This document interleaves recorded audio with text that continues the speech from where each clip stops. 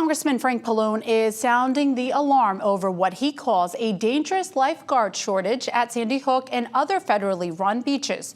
With peak summer crowds at the state's national parks and no response to his initial cry for help, he's now ramping up pressure on federal officials. Ted Goldberg reports on his plan to push for action before it's too late.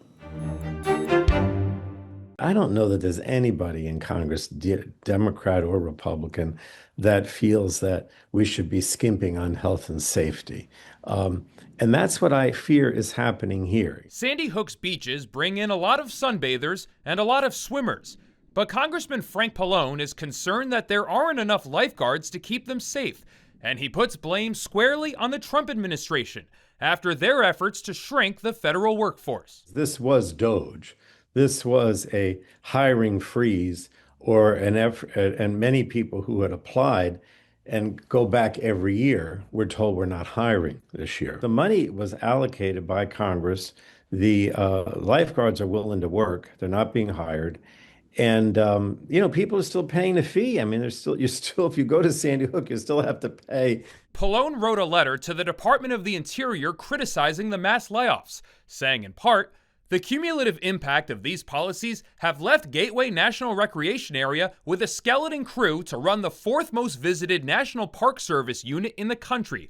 There have been drowning incidents at Sandy Hook when the beaches are not open and fully staffed with lifeguards. We cannot let this situation repeat itself this summer, though I am concerned your disregard for the vital health and safety roles that NPS staff play may result in tragedy at Sandy Hook.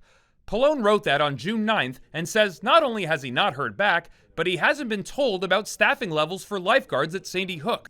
We asked a Gateway spokesperson if swimming has been affected there and for updated numbers of lifeguards working there, and we did not get a response. People go to Sandy Hook and they're going to swim. They'll go to a protected beach if they can, but if they can't, because there's no lifeguard, then they're just going to swim anyway. And yeah, sure, of course, we've had drowning. There's a real potential for that to occur. The amount of risk that we're taking by having unguarded beaches this summer is tremendous. It's unfathomable. Lauren Cosgrove works for the National Parks Conservation Association. She's critical of the Trump administration's budget proposal, which would cut national park spending by $1 billion a year, and worries about the effects of the federal hiring freeze. We don't know when this is going to stop. So that means that places like Gateway are going to remain without a permanent superintendent. That means that they're not going to have the permanent staff that are skilled to expedite, onboard, and train the seasonal employees that we need right now in the summer busy season when so many of these communities depend on those visitors to come and spend money. And that's leaving a bare bones federal workforce to protect America's best idea, to protect the most special places all across the country. According to the NPSC, full-time employees at the National Park Service have been reduced by nearly a quarter, while seasonal employees are down 40%.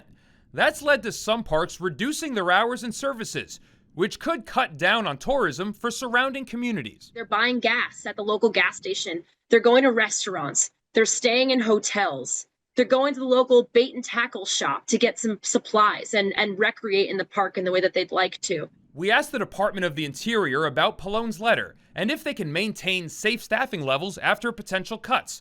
Their response, in part, says lifeguard shortages is a nationwide concern even outside of our public lands. Many communities and cities across the country are experiencing a lifeguard shortage below ideal levels. That's been an issue in New Jersey well before Trump returned to office, where places like Turtle Beach on the Delaware River have struggled to find recruits. A pool might be more appealing than kind of a muddy river beach where you have a lot more people that you have to keep an eye on. And we also have several water parks in the area where they also need lifeguards. So I think the demand versus how many trained lifeguards are out there plays a factor. Danny Cessna is a park spokesperson for the Delaware Water Gap National Recreation Area, which is also part of the National Park System. She says they only got a couple of job applicants for the last few summers, So the beach there is swim at your own risk. We've had 106 drownings here since 1971, and that's the one thing that they all had in common. Not a single person was wearing a properly fitted and fastened life jacket. And the thing is, the river's a lot wider than it looks. It's really easy to underestimate, and the current is a lot stronger than it looks. And so especially during the summer, it looks low and slow and appealing, but you think you're a strong swimmer and you get halfway across and you get tired and you start to struggle and you can't always make it all the way. The Delaware Water Gap is now focused on preventative search and rescue rather than active lifeguarding, but you can still swim there. For NJ Spotlight News, I'm Ted Goldberg.